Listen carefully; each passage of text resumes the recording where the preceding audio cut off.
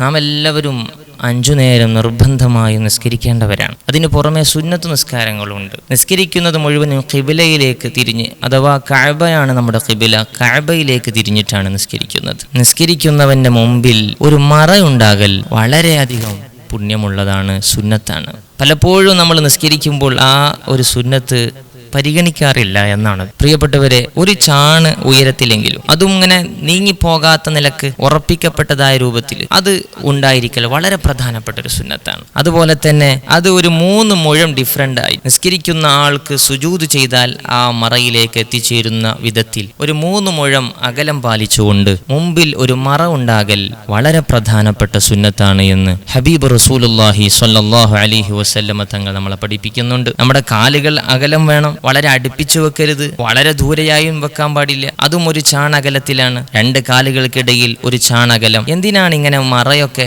എന്തിനാണ് ഇങ്ങനെ ഡിസ്റ്റൻസ് ഒക്കെ കീപ്പ് ചെയ്യാൻ പറയുന്നത്? അതിന്റെ പിന്നിലൊക്കെ ഒരുപാട് ഹിക്മത്തുണ്ട്. ഒന്ന്, നമ്മുടെ ശ്രദ്ധ പല ഭാഗത്തേക്കും കടന്നു പോകാതിരിക്കാനും കൂടിയാണ്. പള്ളിയിൽ കയറിയിട്ട് മധ്യത്തിൽ നിന്നുകൊണ്ട് ഒരാൾ തക്ബീർ കെട്ടിയിട്ട് നിസ്കരിക്കുന്നു, അത് വലിയ പ്രയാസം മറ്റുള്ളവർക്കും ഉണ്ടാക്കും. പിന്നെ മുന്നിലൂടെ നടന്നു പോകാനൊക്കെ ഒരുപാട് ബുദ്ധിമുട്ടുകൾ ഉണ്ടാക്കാറുണ്ട്. പലപ്പോഴും നമ്മൾ കാണുന്നതാണ്. അതെല്ലാം നമ്മൾ ഒഴിവാക്കണം. നമ്മുടെ മുമ്പിൽ ഒരു ചുമരുണ്ടെങ്കിൽ ചുമരിനെ തന്നെയാണ് മുന്തിക്കേണ്ടത്. അല്ലെങ്കിൽ ഉറപ്പിക്കപ്പെട്ടതാണല്ലോ തൂണിന്റെ നേരെ ബാക്കിൽ ചെന്നുപോയി നിൽക്കാം. തൂണാകുമ്പോൾ ഒറ്റ നടുവിലായി തൂണിനെ ആക്കാതെ അല്പം സൈഡിലേക്ക് തെന്നിയിട്ട് വേണം തൂണിന്റെ ബാക്കിൽ നിൽക്കാൻ. അപ്പോൾ ചുമരോ തൂണോ ഉറപ്പിക്കപ്പെട്ട മറ്റെന്തെങ്കിലുമൊക്കെ നമ്മുടെ മുമ്പിൽ ഉണ്ടായിരിക്കെയാണ് നമ്മൾ നിസ്കാരത്തിലേക്ക് പ്രവേശിക്കേണ്ടത്. വളരെ പ്രധാനപ്പെട്ട ഒരു സുന്നത്താണ്. പ്രിയപ്പെട്ടവരെ, ഇമാമിനൊരു മറയുണ്ടായാൽ മഅ്മൂമിന് പിന്നെ മറയുടെ ആവശ്യമില്ല. ഇമാമിനൊരു മറയുണ്ട്, അതിന് പുറമെ മഅ്മൂമിനും മറ വേണമെന്ന് കരുതിയിട്ട് മുമ്പിൽ വേറെ മറ ആവശ്യമില്ല. മഅ്മൂമിങ്ങളുടെ ഒക്കെ നേതൃത്വം ഇമാമാണ്. ആ ഇമാമിനൊരു ഈ പറയപ്പെട്ട നിബന്ധനകളൊക്കെ ഒരു മറ ഉണ്ടായാൽ മതി. നമ്മുടെ നോട്ടവും അതിലൂടെ ഏകീകരിക്കാൻ കഴിയും. മറ്റതൊരു പരന്ന നോട്ടേകാരം. നിസ്കാരത്തിൽ ശ്രദ്ധ